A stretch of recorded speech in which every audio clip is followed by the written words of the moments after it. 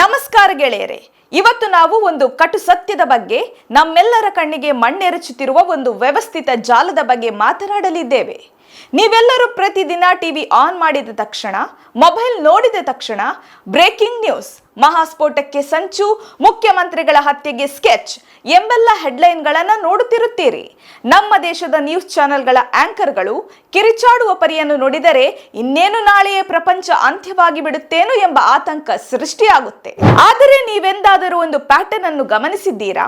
ಈ ದೇಶದಲ್ಲಿ ಆಳುವ ಸರ್ಕಾರದ ವಿರುದ್ಧ ಯಾವುದಾದರೂ ಒಂದು ದೊಡ್ಡ ಹಗರಣ ಬಯಲಾದಾಗ, ನಿರುದ್ಯೋಗದ ಬಗ್ಗೆ ಯುವ ಜನರು ಧ್ವನಿ ಎತ್ತಿದಾಗ, ಬೆಲೆ ಏರಿಕೆಯಿಂದ ಜನಸಾಮಾನ್ಯರು ಕಂಗಾಲಾದಾಗ, ಅಥವಾ ಮಂದಿರ ಮಸೀದಿಗಳ ಹೆಸರಲ್ಲಿ ನಡೆಯುವ ಕೋಟ್ಯಾಂತರ ರೂಪಾಯಿಗಳ ಭ್ರಷ್ಟಾಚಾರದ ಬಗ್ಗೆ ಪ್ರಶ್ನೆಗಳು ಎದ್ದಾಗ, ಚುನಾವಣೆಗಳಲ್ಲಿ ಸೋಲುವ ಮುನ್ಸೂಚನೆ ಬಂದಾಗ, ಕರಾರುವತ್ತಾಗಿ ಅದೇ ಸಮಯಕ್ಕೆ ಸರಿಯಾಗಿ ಉಗ್ರರ ಬೆದರಿಕೆಯ ಸುದ್ದಿ ಹುಟ್ಟಿಕೊಳ್ಳುತ್ತದೆ. ಯಾಕೆ ಹೀಗೆ? ಇದು ಕಾಕತಾಳೀಯವಲ್ಲ ಗೆಳೆಯರೆ, ಇದೊಂದು ವ್ಯವಸ್ಥಿತ ದಿಕ್ಕು ತಪ್ಪಿಸುವ ತಂತ್ರ. ನಮ್ಮ ಮೂಲಭೂತ ಸಮಸ್ಯೆಗಳಿಂದ ನಮ್ಮ ಗಮನವನ್ನ ಬೇರೆಡೆಗೆ ಸೆಳೆಯಲು ನಮ್ಮ ಮೆದುಳಿಗೆ ಭಯ ಎಂಬ ಇಂಜೆಕ್ಷನ್ ನೀಡಲಾಗುತ್ತದೆ. ಭಯಭೀತನಾದ ಮನುಷ್ಯ ಎಂದಿಗೂ ಬ್ರೆಡ್, ಬಟ್ಟೆ, ಉದ್ಯೋಗದ ಬಗ್ಗೆ ಯೋಚಿಸುವುದಿಲ್ಲ. ಅವನು ಕೇವಲ ತನ್ನ ಪ್ರಾಣ ಮತ್ತು ಧರ್ಮ ಉಳಿಯುವಿನ ಬಗ್ಗೆ ಮಾತ್ರ ಯೋಚಿಸುತ್ತಾನೆ.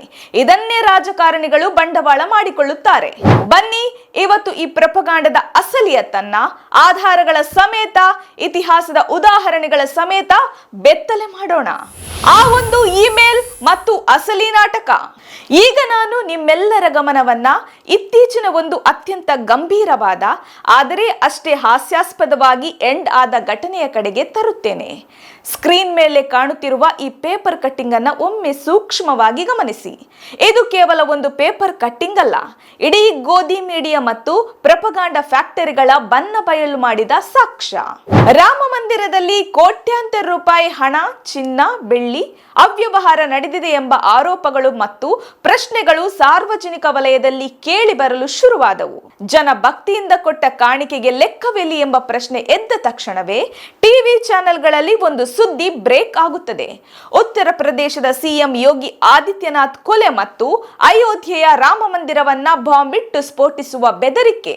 ತಕ್ಷಣವೇ ಇಡೀ ದೇಶದ ಗಮನ ಭ್ರಷ್ಟಾಚಾರದಿಂದ ಭಯೋತ್ಪಾದನೆಯ ಕಡೆಗೆ ಶಿಫ್ಟ್ ಆಗುತ್ತೆ.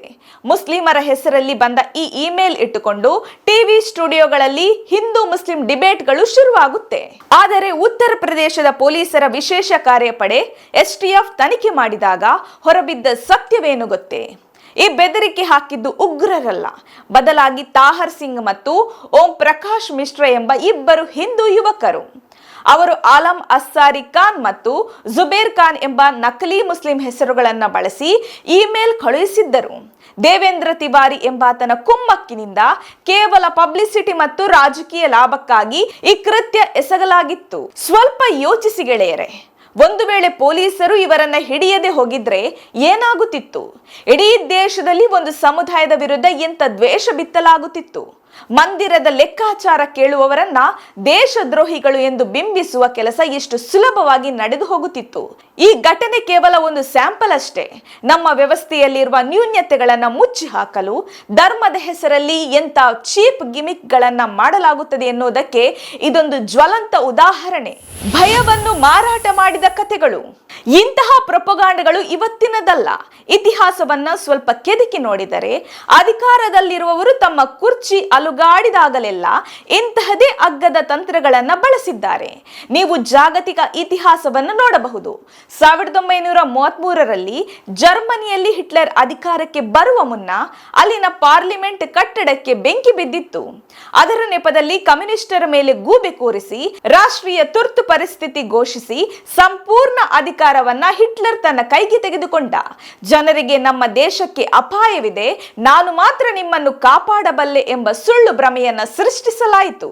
ನಮ್ಮ ದೇಶದಲ್ಲೂ ಚುನಾವಣೆಗಳು ಹತ್ತಿರ ಬಂದಾಗ ಅಥವಾ ಸರ್ಕಾರದ ವೈಫಲ್ಯಗಳು ಮುನ್ನೆಲೆಗೆ ಬಂದಾಗ ಎರಡನೇ ಗಡಿಯಲ್ಲಿ ಉದ್ವಿಗ್ನತೆ ಹೆಚ್ಚಾಗುತ್ತದೆ. ಎಲ್ಲೆಲ್ಲೋ ಅಡಗಿದ್ದ ಉಗ್ರರ ಸ್ಲೀಪರ್ ಸೆಲ್ಗಳು ಇದ್ದಕ್ಕಿದ್ದಂತೆ ಆಕ್ಟಿವ್ ಆಗುತ್ತದೆ ಅಥವಾ ಎಲ್ಲಿಯೋ ಗಲಭೆಗಳು ಸೃಷ್ಟಿಯಾಗುತ್ತವೆ. ಉದಾಹರಣೆಗೆ ಪುಲ್ವಾಮಾ ದಾಳಿಯ ಸಂದರ್ಭವನ್ನ ನೆನಪಿಸಿಕೊಳ್ಳಿ. ನಮ್ಮ ಹೆಮ್ಮೆಯ ಯೋಧರು ಹುತಾತ್ಮರಾದರು. ಇಡೀ ದೇಶ ಕಣ್ಣೀರು ಹಾಕಿತು. ಆದರೆ ಅಂದಿನ ಜಮ್ಮು ಕಾಶ್ಮೀರದ ಗವರ್ನರ್ ಆಗಿದ್ದ ಸತ್ಯಪಾಲ್ ಮಲಿಕ್ ಅವರು ಇದು ಇಂಟೆಲಿಜೆಂಟ್ ವೈಫಲ್ಯ, ವಿಮಾನ ಕೇಳಿದ್ದರೂ ಕೊಡಲಿಲ್ಲ ಎಂದು ಗಂಭೀರ ಆರೋಪ ಮಾಡಿದಾಗ ಆ ಬಗ್ಗೆ ನಮ್ಮ ಮಾಧ್ಯಮಗಳು ಎಷ್ಟು ಚರ್ಚೆ ಮಾಡಿದವು? ಶೂನ್ಯ. ಬದಲಾಗಿ ಯೋಧರ ಶವಪೆಟ್ಟಿಗೆಯ ಮುಂದೆಯೂ ರಾಜಕೀಯದ ರೊಟ್ಟಿ ಬೇಯಿಸಿಕೊಳ್ಳುವ ಕೆಲಸವಾಯಿತು.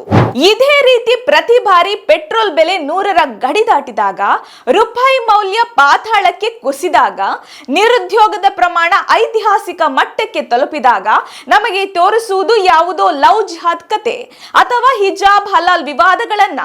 ಇದು ನಮ್ಮ ಆಳುವ ವರ್ಗದ ಅತಿ ದೊಡ್ಡ ಮತ್ತು ಅಪಾಯಕಾರಿ ಟೂಲ್ ಕಿಟ್. ಈ ಟೂಲ್ ಕಿಟ್ ನ ಮುಖ್ಯ ಗುರಿ ಪ್ರಶ್ನಿಸುವ ಧ್ವನಿಗಳನ್ನ ಅಡಗಿಸುವುದು ಮತ್ತು ಸಮಾಜವನ್ನ ವಿಭಜಿಸಿ ಆಳುವುದು. ಗೋಧಿ ಮೀಡಿಯಾದ ಪಾತ್ರ ಮತ್ತು ಸಾಮಾನ್ಯೀಕರಣದ ಅಪಾಯ. ಈ ಇಡೀ ನಾಟಕದಲ್ಲಿ ಅತಿ ದೊಡ್ಡ ವಿಲನ್ ಯಾರು ಗೊತ್ತಾ? ನಮ್ಮ ದೇಶದ ಬಹುಪಾಲು ಮುಖ್ಯವಾಹಿನಿ ಮಾಧ್ಯಮಗಳು. ಇವುಗಳನ್ನ ಇಂದು ಜನಸಾಮಾನ್ಯರು ಗೋಧಿ ಮೀಡಿಯಾ ಎಂದು ಕರೆಯುತ್ತಾರೆ. ಪ್ರಜಾಪ್ರಭುತ್ವದ 4ನೇ ಅಂಗವಾಗಿ ಸರ್ಕಾರವನ್ನ ಪ್ರಶ್ನಿಸಬೇಕಾದ ಇವರು ಸರ್ಕಾರದ ಐಟಿ ಸೆಲ್ ವಕ್ತಾರರಂತೆ ಕೆಲಸ ಮಾಡುತ್ತಿದ್ದಾರೆ. ಉಗ್ರರ ಬೆದರಿಕೆ ಎಂಬ ಸುಳ್ಳು ಸುದ್ದಿ ಬಂದಾಗ ದಿನಗಟ್ಟಲೆ ಕಿರುಚಾಡುವ ಈ ಆಂಕರ್ಗಳು ಅದು ಹಿಂದೂ ಯುವಕರೇ ಮಾಡಿದ ಫೇಕ್ ಕೃತ್ಯ ಎಂದು ಸಾಬೀತಾದ್ರೆ ಆ ಸುದ್ದಿಯನ್ನ ಕೇವಲ 5 ಸೆಕೆಂಡ್ಗಳ ನ್ಯೂಸ್ ಟಿಕ್ಕರ್ ನಲ್ಲಿ ಹಾಕಿ ಕೈ ತೊಳೆದುಕೊಳ್ಳುತ್ತಾರೆ. ಯಾಕೆಂದರೆ ಸತ್ಯ ಹೇಳಿದರೆ ಅವರಿಗೆ ಟಿಆರ್ಪಿ ಬರುವುದಿಲ್ಲ. ಸಮಾಜದಲ್ಲಿ ಬೆಂಕಿ ಹತ್ತಿಸುವ ಸುಳ್ಳುಗಳಲ್ಲಿರುವ ಮಜಾ ವಾಸ್ತವದಲ್ಲಿ ಇರುವುದಿಲ್ಲ. ಇದರ ಅತಿ ದೊಡ್ಡ ಅಪಾಯವೆಂದರೆ ನಾರ್ಮಲೈಸೇಷನ್, ಅಂದ್ರೆ ಸಾಮಾನ್ಯೀಕರಣ. ಪದೇ ಪದೇ ಸುಳ್ಳುಗಳನ್ನ ಹೇಳುವ ಮೂಲಕ ಸಮಾಜದಲ್ಲಿ ದ್ವೇಷವನ್ನ, ಹಿಂಸೆಯನ್ನ ಒಂದು ನಾರ್ಮಲ್ ವಿಷಯವಾಗಿ ಪರಿವರ್ತಿಸಲಾಗುತ್ತಿದೆ. ಇಂದು ನಮ್ಮ ಯುವಕರು ಕಾಲೇಜಿನಲ್ಲಿ ಸೈನ್ಸ್, ಟೆಕ್ನಾಲಜಿ, ಕೆರಿಯರ್ ಬಗ್ಗೆ ಚರ್ಚೆ ಮಾಡುವ ಬದಲು ಯಾವ ಧರ್ಮ ಶ್ರೇಷ್ಠ, ಯಾರು ಯಾರಿಗೆ ಬೆದರಿಕೆ ಹಾಕಿದರು ಎಂಬ ಕಾಲ್ಪನಿಕ ಯುದ್ಧದಲ್ಲಿ ಮುಳುಗಿದ್ದಾರೆ. ನಮ್ಮ ದೇಶವನ್ನ ಇದಕ್ಕಿಂತ ದೊಡ್ಡ ಮಟ್ಟದಲ್ಲಿ ಹಾಳು ಮಾಡಲು ಸಾಧ್ಯವೇ ಇಲ್ಲ.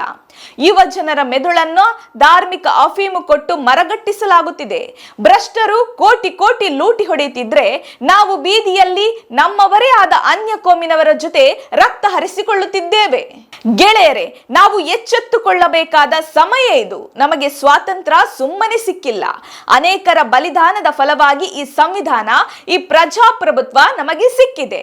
ಅದನ್ನ ಇಂತಹ ಚೀಪ್ ರಾಜಕೀಯ ಗಿಮಿಕ್ಗಳಿಗೆ ಬಲಿಯಾಗಲು ನಾವು ಬಿಡಬಾರದು.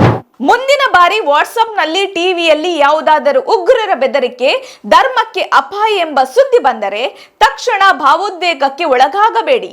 2 ನಿಮಿಷ ನಿಂತು ಯೋಚಿಸಿ. ಆ ಸುದ್ದಿಯ ಹಿಂದಿರುವ ಟೈಮಿಂಗ್ ಅನ್ನು ಗಮನಿಸಿ. ಈಗ ಯಾವ ದೊಡ್ಡ ಹಗರಣವನ್ನ ಮುಚ್ಚಿ ಹಾಕಲು ಈ ಸುದ್ದಿ ಹುಟ್ಟಿಕೊಂಡಿದೆ ಎಂದು ನಿಮ್ಮನ್ನೇ ನೀವು ಪ್ರಶ್ನಿಸಿಕೊಳ್ಳಿ.